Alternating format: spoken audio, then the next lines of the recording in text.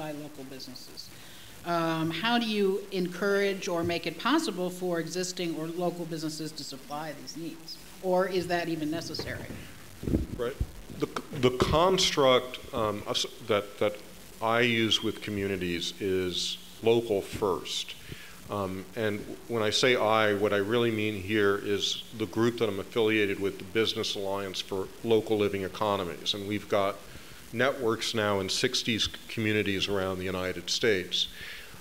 Local first is a construct that basically says to consumers, we're not asking you to buy local exclusively. We're not saying buy local or you suck. We're not saying buy local regardless of the price. We're saying think local first. Gather as much information you can about alternative local goods and services before you go into that chain store, and see if there are better prices, more convenience, and so forth. Now, in addition, that's part of it. The other part of it is to work with the small business community and help them to become more competitive. And a lot of the arguments that I talk about in the Small Mart Revolution book are ideas that different groups of small businesses are doing out there to become more competitive. Go to Tucson, Arizona, and there, food businesses, local food businesses, restaurants, food suppliers, food manufacturers, are working together in a cooperative called Tucson Originals that enables them to buy inputs to their businesses in bulk and bring down prices. Or look at the way in which in Bellingham, Washington, hundreds of businesses, local businesses, advertise collectively together and develop an identity around local businesses that pull consumers in through the door. I was just this past weekend speaking at the American Booksellers Association conference, and they announced a study that they had done with all of their constituent members, and it turns out that in the cities that had concerted local first campaigns or buy local campaigns, this last Christmas was tremendous. They tremendously expanded their local business. In those cities that had no such campaigns, didn't have the branding, it wasn't so great. So it shows the importance of local businesses working together. Here's another idea, a local delivery system.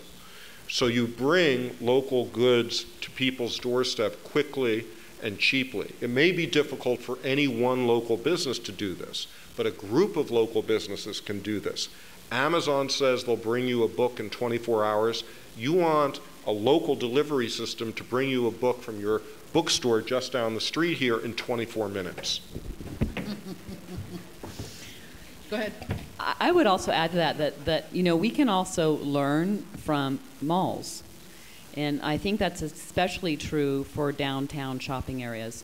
A lot of downtowns do not have a coordinated marketing strategy. They don't have coordinating hours. So one store is open Monday through Sunday, and the other store is open Saturday through Friday. And so as you walk down that street, you never know when something's open. Some open at 10, some at 12, some close at 4, some close at 6. I think having a coordinated strategy in your downtown also makes it more predictable, so that when someone wants to come shop downtown, they know that all the stores will be open between 5 and 6.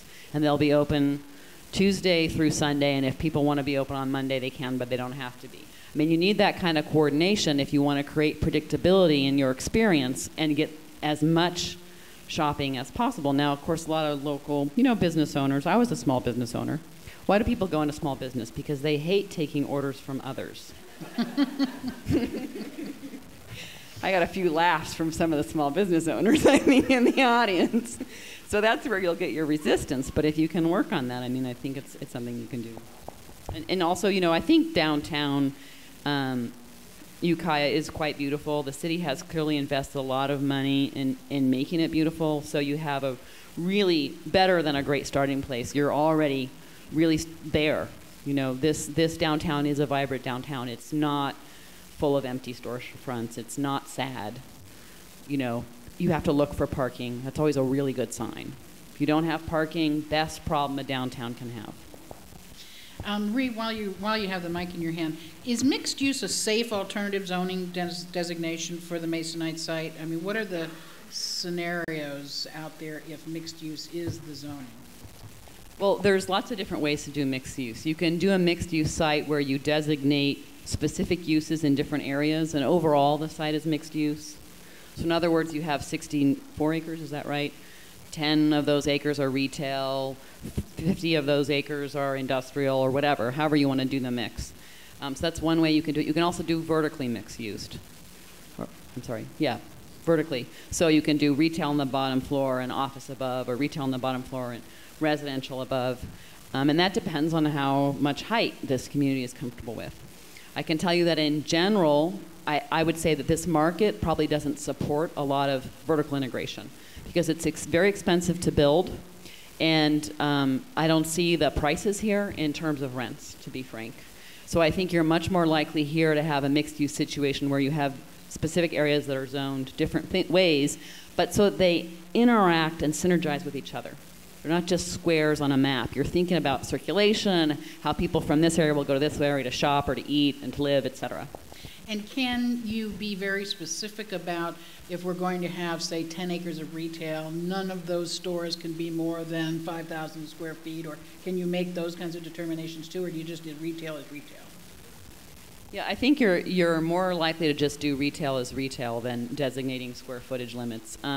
Some communities have created ordinances that limit formula stores or franchise stores, so that is something that you also can do. If you want to have an area that's just local, you could say this is the local area where we're not having any formula or any franchise stores. So you could do that specific to that site. You wouldn't have to have a countywide ordinance to do that? Exactly. In addition to an environmental impact report, would either of you recommend an economic impact report, and are those things done normally these days? They're not done normally. They are too. They're done abnormally. Good cities do them all the time. Well, but the kind of, you're right and you're wrong, okay? I would say, because there's